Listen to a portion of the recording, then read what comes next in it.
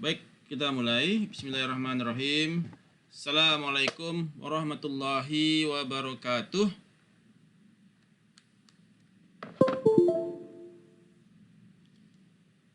Bertemu kembali dengan bertemu kembali di kelas Corporate Finance. Pada malam ini kita akan membahas mengenai chapter 25 dan chapter 27. Chapter 25 kita akan membahas mengenai option valuation.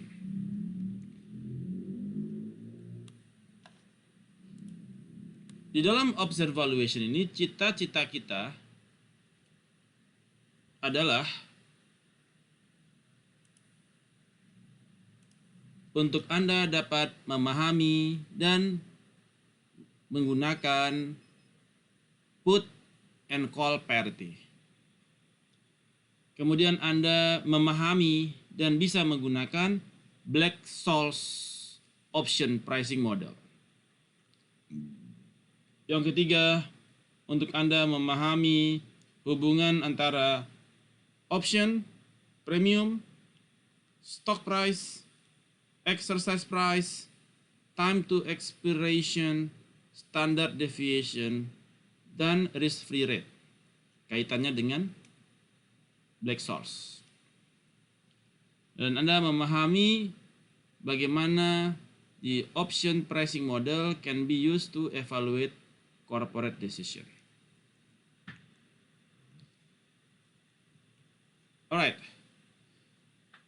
Jadi di dalam option valuation kita mengenal istilah put and call parity. Jadi kalau di kelas kita di 2 minggu yang lampau, kita bicara mengenai call option, put option. Nah, dimana kalau kita di dalam put option atau call option, kita bisa mengexercise option tersebut. Tapi tidak obligate tuh, tidak harus di exercise. Misalkan ketika harga naik, kita exercise call option, kita bisa dibeli di harga bawah. Ketika harga turun, kita bisa exercise put option, kita bisa jual di harga atas. Nah, sehingga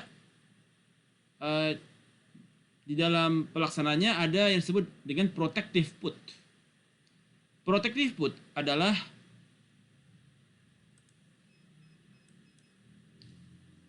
the purchase of stocks and put option. Jadi ketika kita beli stok, kita sekaligus beli put option on the stock. Jadi kalau kita beli put option berarti hak untuk jual. Call beli, put jual. Jadi kita bisa kunci harga jual di put option. Dalam rangka untuk melimit daripada downside risk associated with the stock.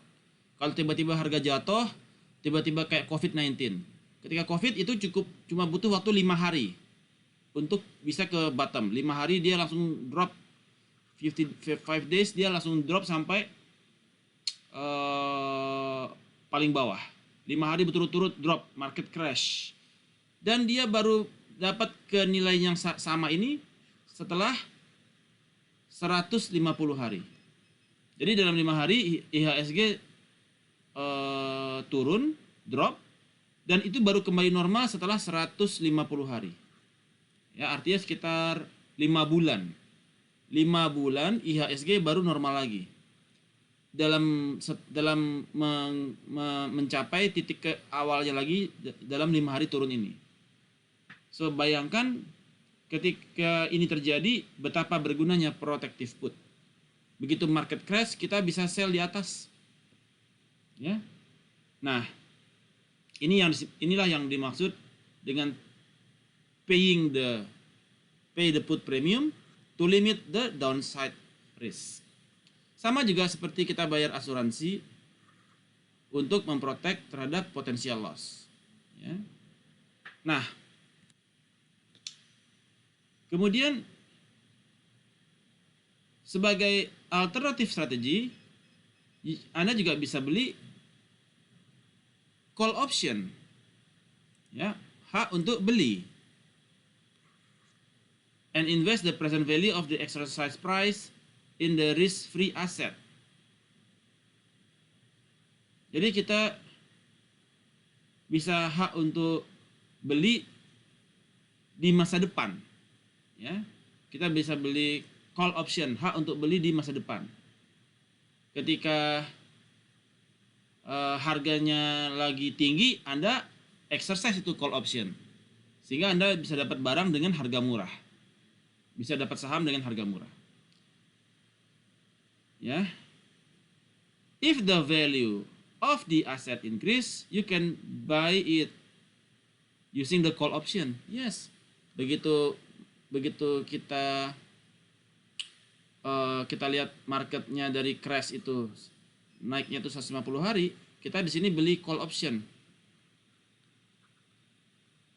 Begitu harganya, ini call option di harga misalkan 3.000, harganya di 5.000, Anda exercise call option di harga 3.000, sehingga Anda langsung dapat cuan 2.000, ya. Kemudian if the value of the asset decrease, Anda bikin saja itu call optionnya dia expire, namun Anda masih punya investment Anda di risk free asset. So ini menjadi alternatif strategi. Jadi kita bisa menggunakan put and call. Ada juga yang orang beli sekaligus dua-duanya, beli put sekaligus call. Ini disebut dengan straddle. Di sini nggak kita bahas. Ya, straddle. Anda beli put and call di satu waktu. Jadi kalau apapun yang terjadi, harga turun, Anda exercise put.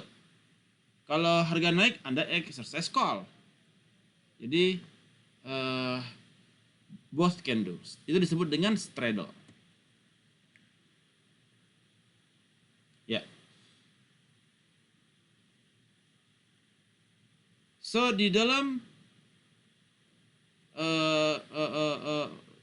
initial position. Jadi ketika Anda harga S, harga stock price di bawah dari harga exercise, misalkan harga stock price sekarang 500, dan Anda itu lebih rendah daripada exercise price di harga 550, maka Anda bisa exercise put dan receive exercise price. Jadi kalau misalkan Anda punya put option di harga exercise price, Anda punya put option dengan exercise price 550, harga sekarang 500, Anda bisa exercise put dan receive exercise price, Anda cuan. Kalau harga stok di atas harga exercise, ya Anda biarkan saja put optionnya itu expire, ya, dan masih tetap punya stock price. Nah, itu dengan put option. Call option. Kalau call option, Anda menghitung present value.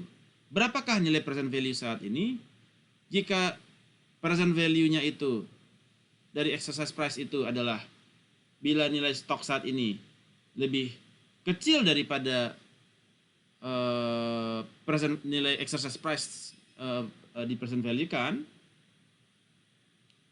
kalau exercise price-nya lebih besar, exercise price-nya lebih besar daripada harga stok, ya udah expire aja tuh call option. Artinya nggak perlu beli, ya exercise price Anda beli di atas rugi dong. Tapi kalau stock price itu di bawah, di atas harga exercise price dari call option, Anda exercise itu, ya, karena Anda call atau beli di bawah. Ini strategi kita di dalam put and call. Put and call parity adalah hubungan antara the price of the underlying stock, ya, hubungan antara harga atas stok saham, call option, put option, dan risk asset. Ini kedua-dua posisi dia harus sama, ya. Dimana rumusnya adalah share of stock ditambah put option sama dengan present call option ditambah dengan present value dari strike price. Ya. Nah, jadi kalau stock price ditambah put option artinya hak untuk jual. Berapa Anda beli premiumnya? Stock price ditambah premi terhadap put option itu nilainya harus sama dengan nilai call option ditambah present value dari strike price atau di exercise price dari call option. Nah, ini yang menjadi dasarnya, ya. Jadi nilainya dia harus sama. Nilainya harus sama. Nah, if this condition does not hold, there is an arbitrage opportunities. Ya. Kalau ada nilainya dia nggak sama, berarti ada potensi kepada arbitrase. Contoh, Anda mempunyai stocks dengan current stock price $50. Anda beli put option $1,15. Anda punya exercise price untuk putnya itu di harga $45. Risk free 5%. Expiring-nya dalam 1 tahun. Berapakah call price? Call price adalah, ingat rumusnya, stock price ditambah put option sama dengan call option ditambah present value dari exercise price. Jadi stock price adalah 50 ditambah 1,15 sama dengan call price dicari ditambah exercise price-nya 45 dibagikan dengan 1,05 karena 1 tahun, ya. Jadi di present value kan. Maka call price atau call option price adalah preminya adalah $8,29. Ini adalah call price-nya. Jadi ini adalah teknik untuk menentukan berapa call option yang harus di-charge kepada customer. Ya. Di mana kondisinya adalah share of stock ditambah put option adalah sama dengan present value dari strike price ditambah dengan call option. Jadi nilainya harus sama. So far so good? Araso? Maaf, yang 1,05 tadi datangnya dari mana, Pak? 1,05 dari risk free. Kan dia present value, kan? Ingat. Dia present value sama dengan exercise price dibagi berapa rate of return-nya dia? 5%. 1,05. Kebayang? Kalau dia 2 tahun, pangkat 2. Kalau dia 3 tahun, pangkat 3. Kalau dia 1 tahun, nggak pakai pangkat. Kebayang, Trihani? Kebayang, terima kasih, Pak. Oke. Nah, kemudian alternatif kedua menggunakan continuous compounding. Continuous compounding itu dia melihat kepada future value. Continuous compounding, future value. Sampai tak terhingga gitu, sampai ke depan gitu.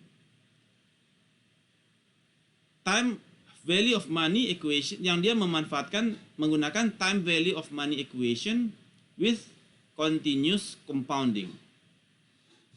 Ya. Di mana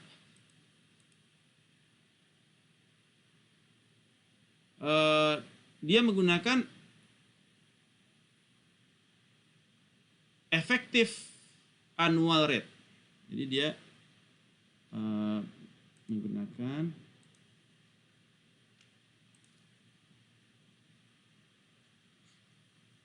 efektif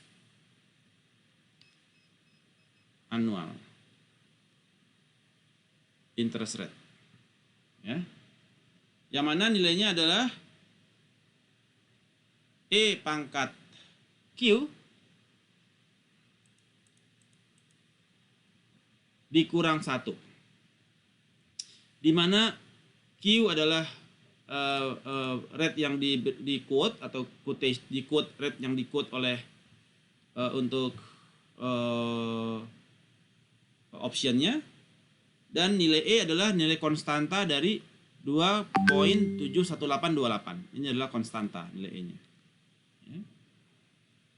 Jadi itu untuk menghitung efektif annual rate. Present value sama dengan future value dikalikan dengan E pangkat minus rate dikali dengan time, dan future value sama dengan present value dikali E pangkat rate-nya dikali dengan time, tapi nggak pakai minus. Kalau yang present value dia pangkatnya minus, kalau future value dia pangkatnya tidak minus. Jadi put and call parity-nya dengan continuous compounding adalah stock price ditambah put option sama dengan call price, ya, ditambah exercise price dikalikan dengan E atau 2,718 pangkat minus dari rate of return dikalikan dengan time period. Ya. Kita ambil lihat contoh.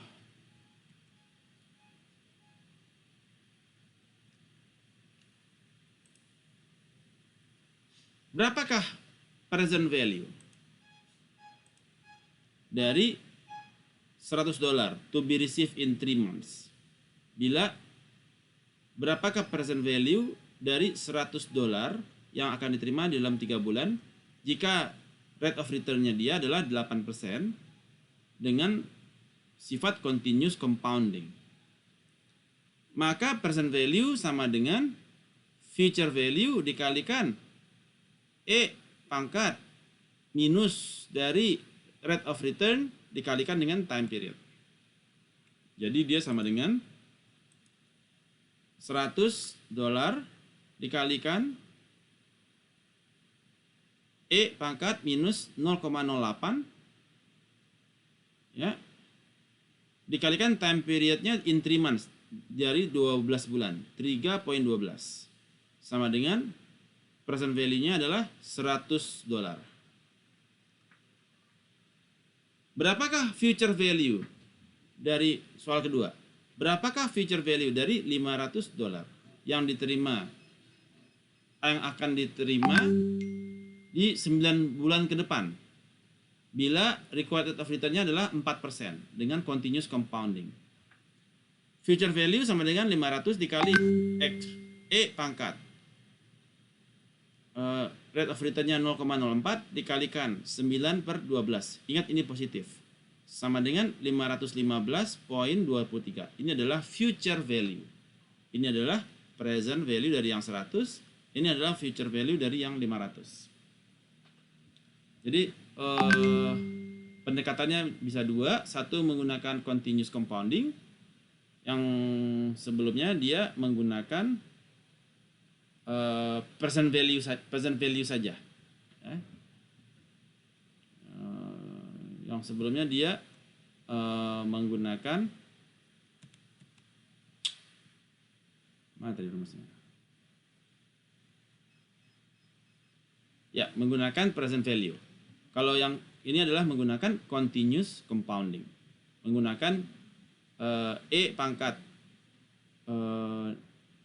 minus dari rate of return dikali dengan time period. Oke, dan nilai E adalah konstanta sebesar 2.718. Alright. Itu continuous compounding. So far so good. Ada yang ditanyakan terkait continuous compounding? Araso? Rasoyo. Oke. Rasoyo, Pak. Right. Berikut kita masuk ke topik yang paling menarik malam ini, yaitu Black-Scholes Option Pricing Model. Jadi Black-Scholes Option Pricing Model ini ditemukan di tahun 1975. 1975. Yang mana penemuan ini mendapatkan hadiah Nobel. Jadi yang kita bahas ini adalah rumus yang mendapatkan Nobel dari Nobel, ya, untuk keuangan. Model ini dibuat oleh Black dan Scholes, ya, yang mana tujuan mereka adalah untuk memberikan price kepada call option, ya. Dan mereka menemukan teknik yaitu normal distribution D1 dan normal distribution D2 yang dia gunakan sebagai pelengkap kepada rumus yang dia buat. Jadi rumusnya adalah call option sama dengan stock price dikali dengan normal distribusi dari D1 dikurang exercise price dikali nilai E pangkat E yang 2,73 tadi, 2,71 tadi, pangkat minus dari rate of return dikali dengan time period dikalikan normal distribution dari D2. Di mana D1 adalah ln dari stock price dibagi dengan exercise price ditambah rate of return ditambah variance dibagi dengan 2 dikali dengan time period dibagi standar deviasi dikalikan akar dari time period. Ini untuk D1. Sementara D2 adalah D1 dikurangin standar deviasi dikali dengan akar dari time period. Jadi ini didapatkan nilai call option. Put option adalah exercise price dikalikan dengan E pangkat minus rate of return dikalikan dengan time period ditambah dengan call option dikurangi dengan stock price saat ini sehingga didapatkan nilai put option. Jadi Scholes, Black dan Scholes menemukan model ini yang kemudian dianugerahi Nobel, ya, sebagai penemuan terbaik di dunia pada saat itu.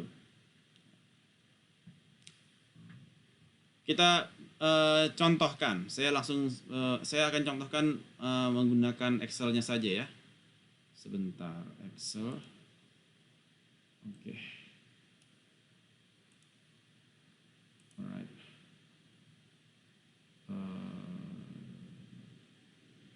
New share. Saya akan share ini. Share. Layar saya muncul? Muncul, Bapak. Oke. Nah, sebentar.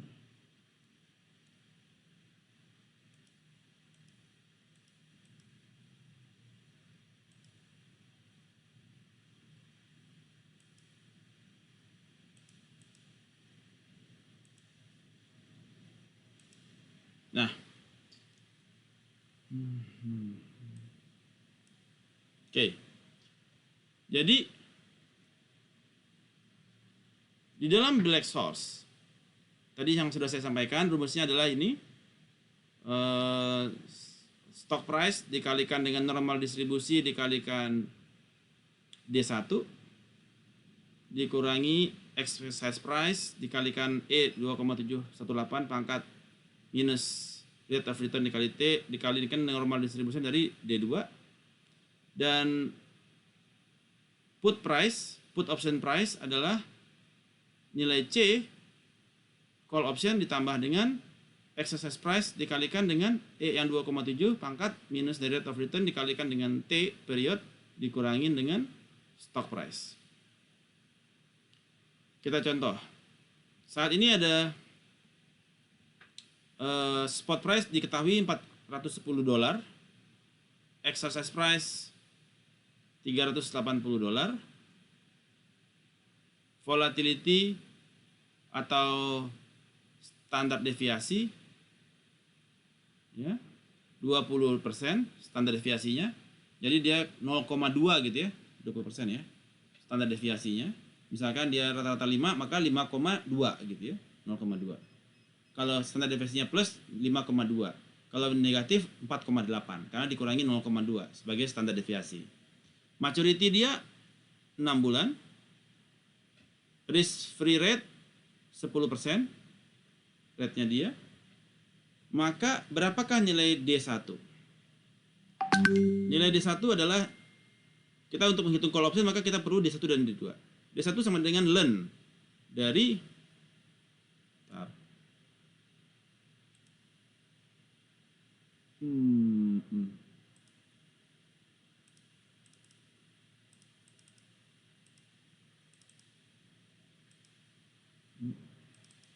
muncul ya. Oh ini. Nih. Nilainya adalah ln dari nilainya adalah ln dari spot price ya. Ini adalah nilai dari ln dari spot price dibagi dengan H6 yaitu exercise price ditambah H9 yaitu rate of return risk free rate-nya dia ditambah standar variance H7 pangkat 2 karena variance itu adalah akar dari standar deviasi ya. Jadi standar deviasi sama dengan akar dari variance. Maka variance sama dengan standar deviasi pangkat 2. Nah, di sini adalah dia pangkat 2 dibagi 2 karena dia rumusnya dikali dengan setengah. Dikali dengan T period ya. T period yaitu dikalikan T yaitu 1 dibagi dengan standar deviasi yaitu volatility yaitu H7 dikalikan dengan akar T square root dari H8. Kita dapatkan nilai D1 adalah 0,67. Nilai D2-nya adalah D1 dikurangi standar deviasi kali akar T sama dengan H12 D1 dikurangi H7 volatility 0,2 dikalikan dengan akar dari 1 sehingga didapatkan D2 sama dengan 0,47. Maka call option adalah H5 sebagai spot price dikalikan dengan normal distribution dari D1 dikurangin exercise price H6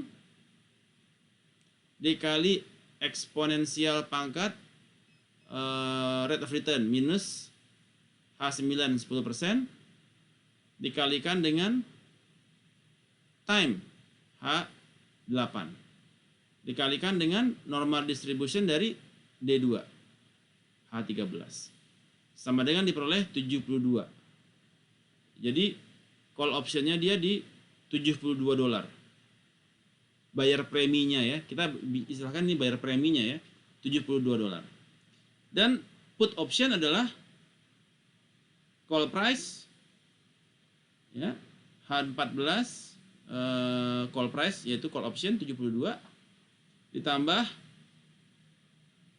exercise price H6 dikalikan E pangkat eksponensial pangkat minus dari rate of return H9 yaitu 10% dikalikan dengan time H8 dikurangi spot price 410 sama dengan $6.7. Jadi ini adalah cara yang digunakan. Spot price ditambah dengan put option sama dengan exercise price ditambahkan dengan value of call option. Jadi nilainya harus sama.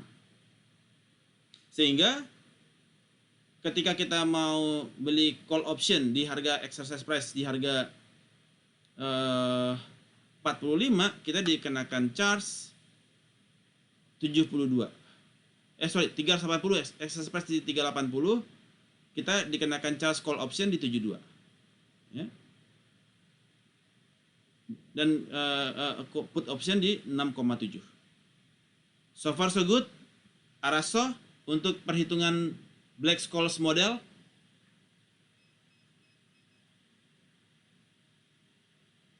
Araso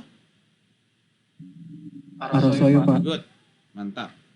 Ini materinya udah sampai artinya. Kemudian oke, saya share ulang lagi untuk PowerPoint-nya. Oke. Nah, itu tadi konsepnya ya. Jadi ini contoh example-nya saya skip aja karena udah sama kayak tadi. Sama put value-nya juga, tinggal ngikutin rumusnya yang seperti tadi. Ya, ini juga kurang lebih sama konsepnya. Karena kita ada 2 chapter malam ini. Oke. Kemudian di dalam option ada 2 pilihan, European dan American option. Black-Scholes model itu merupakan bentuk European option. Ya, it does not capture the early exercise value. Jadi kalau European option dia tidak mengizinkan untuk early exercise. Sedangkan American option dia memberikan option kepada early exercise. Ini adalah contoh di dalam stock price penamaannya ya. Jadi sebentar saya perbesar dulu.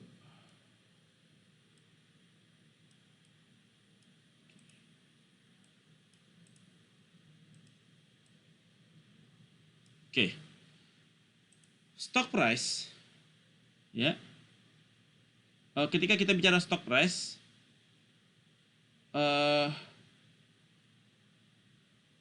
impact terhadap option price from the increase in input.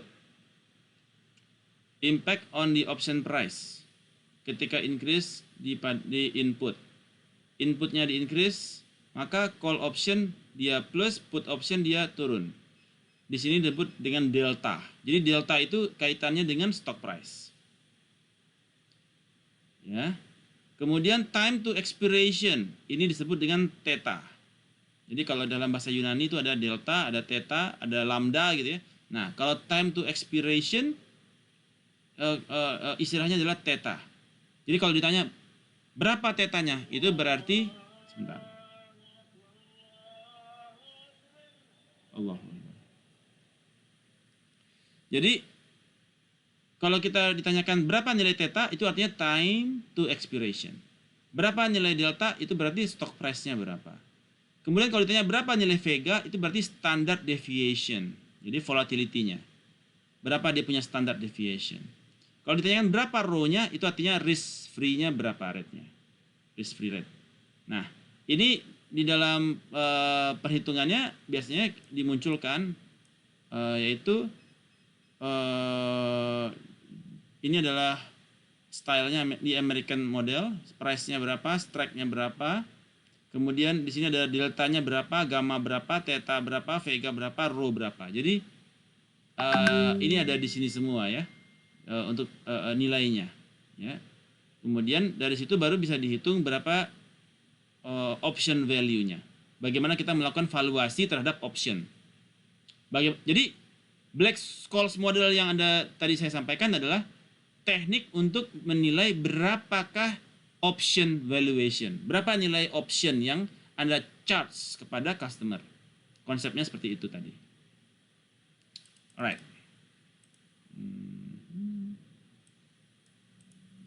Contoh mate. Oke. Kemudian varying stock price dan delta. Ya. Nah, untuk call itu delta sama dengan ND1 yang tadi. For puts, delta sama dengan ND1 dikurang 1. Jadi dia sifatnya karena dia normally distributed, dia nilai delta itu dia tidak pernah di bawah nilai stok itu tidak pernah negatif ya. Jadi dia sifatnya dia deltanya itu antara 1 sampai dengan 0. 1 sampai dengan 0. Karena nilai delta tidak pernah negatif ya. 1 artinya 100%. 0 artinya 0%. Nggak mungkin dia minus 1, nggak mungkin. Jadi kalau untuk call delta sama dengan ND1 ya. For puts ND1 min 1. Jadi dia berapa selisihnya dia ke 1.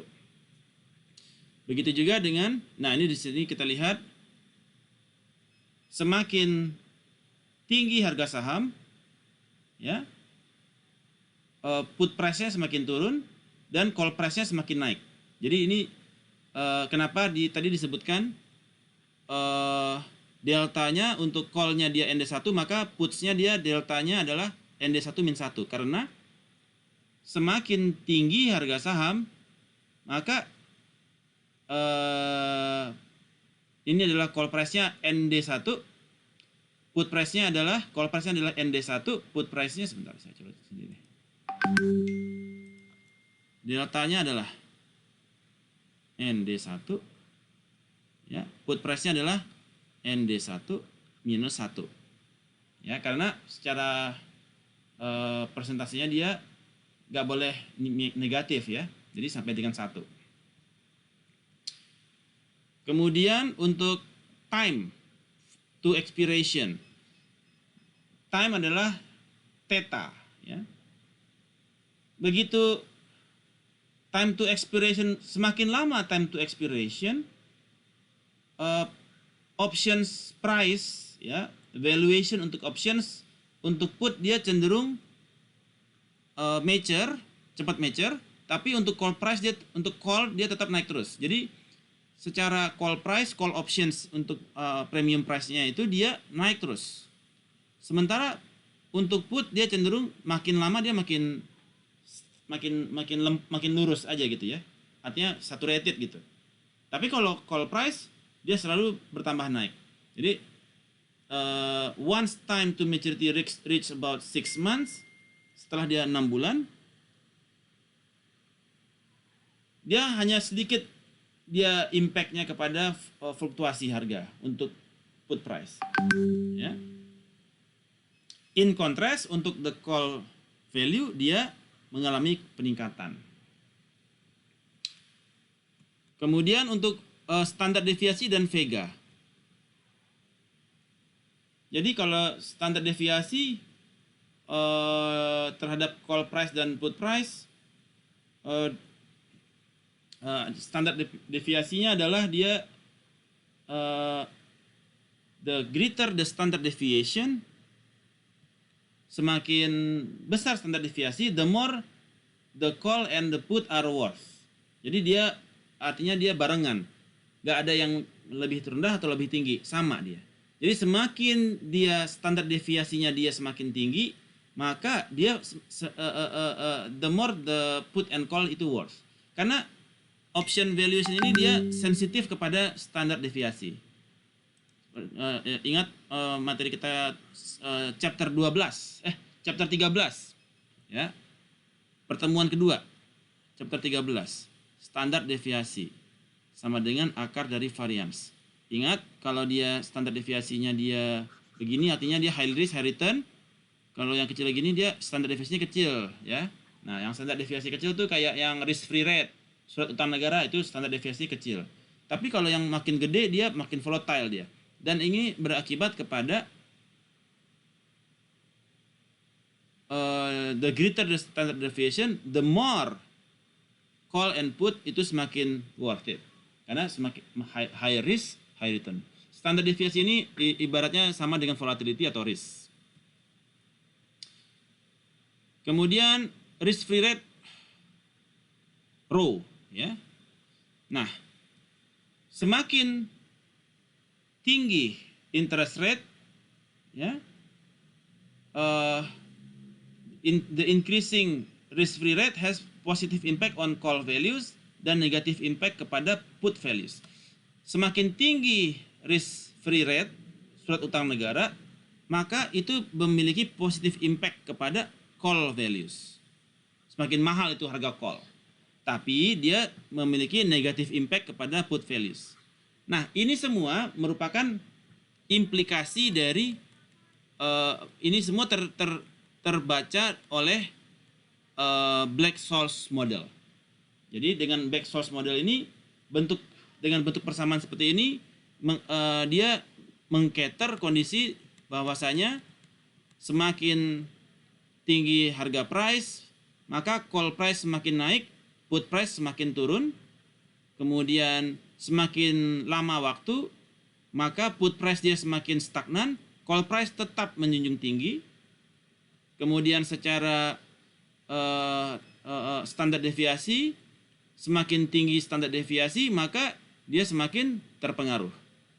Kemudian secara interest rate, call price semakin naik, semakin tinggi interest rate, call price semakin naik, put price semakin turun. Right, itu topik kita malam ini. Ini kurang lebih merger acquisition, kemarin kita udah bahas. Ya. Any questions terkait dengan Black-Scholes option pricing model? Any questions? Arasa?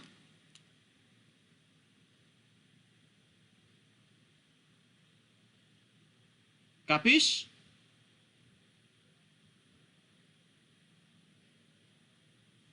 Pak, sorry Pak, Yes. itu Excel-nya yang di materi kok nggak bisa dibuka ya Pak? Excel-nya yang di materi. Iya, yang oh, nanti deh saya kirim yang Excel saya deh. ya, tinggi Pak. Oke. Yang lain? No questions? Alright, good. Kita lanjutkan ke topik berikutnya yaitu leasing. Sebentar ya.